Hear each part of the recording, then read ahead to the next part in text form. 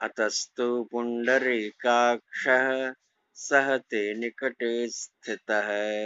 सूत उवाच इति तद्वचनं श्रुत्वा विस्मयं परमं गताः। भक्तिरुचेवचो भूयः श्रूयतां तच्च शौनक। भक्तिर्वाच सुरर्षे त्वं हि धन्योऽसि मद्वाग्नेन समागतः।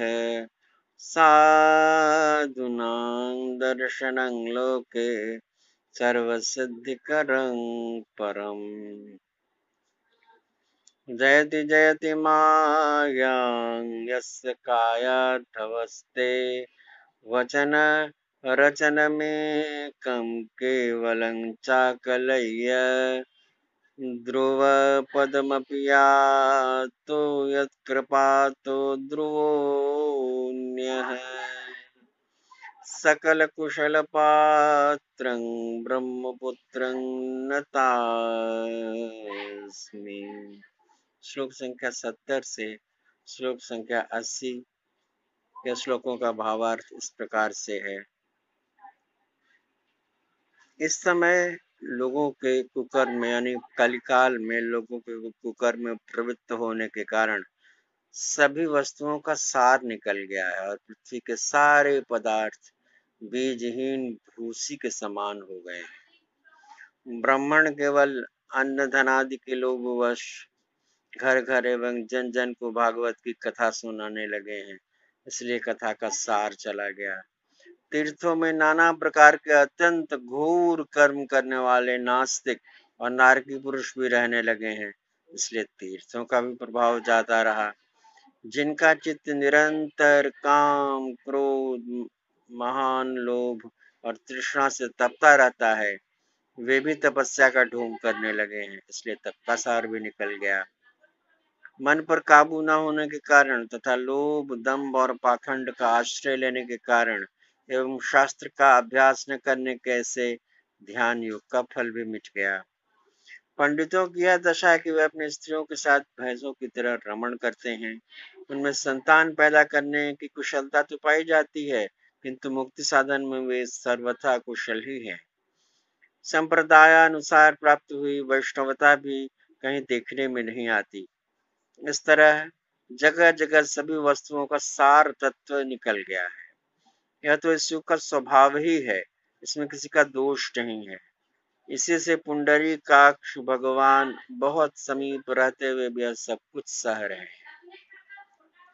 सूत जी कहते हैं कि शौनक जी, इस प्रकार देवर्षि नारद के वचन सुनकर भक्ति को बड़ा आश्चर्य हुआ।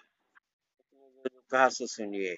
भक्ति ने कहा, देवर्षि आप धन्य हैं, मेरा बड़ा सौभाग्य था जो आपसे समागम हुआ। संसार में साधुओं का दर्शन इस समस्त सिद्धियों का परम कारण है। आपका केवल एक बार का उपदेश धारण करके कथायु कुमार प्रहलाद ने माया पर विजय प्राप्त कर ली थी। ध्रुव ने भी आपकी कृपा से ही ध्रुव पद प्राप्त किया था। आप सर्व मंगलमय और सर्व साक्षात श्री ब्रह्मा जी के पुत्र हैं। इस कारण मैं आपको बार बार नमन करती हूँ, बार बार प्रणाम करती हूँ।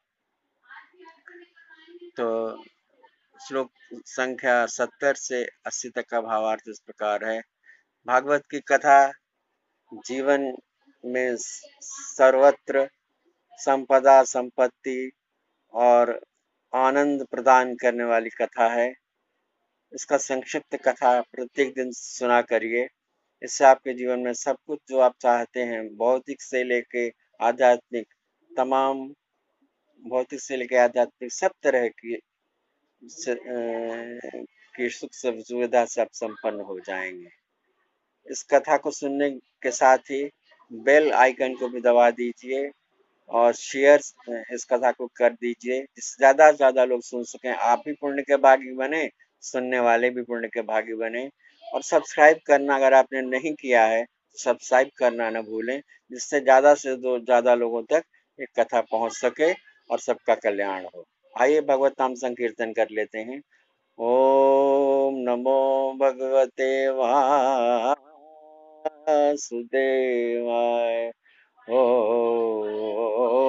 नमो भगवते वासुदेवाय। ओम नमो भगवते वासुदेवाय।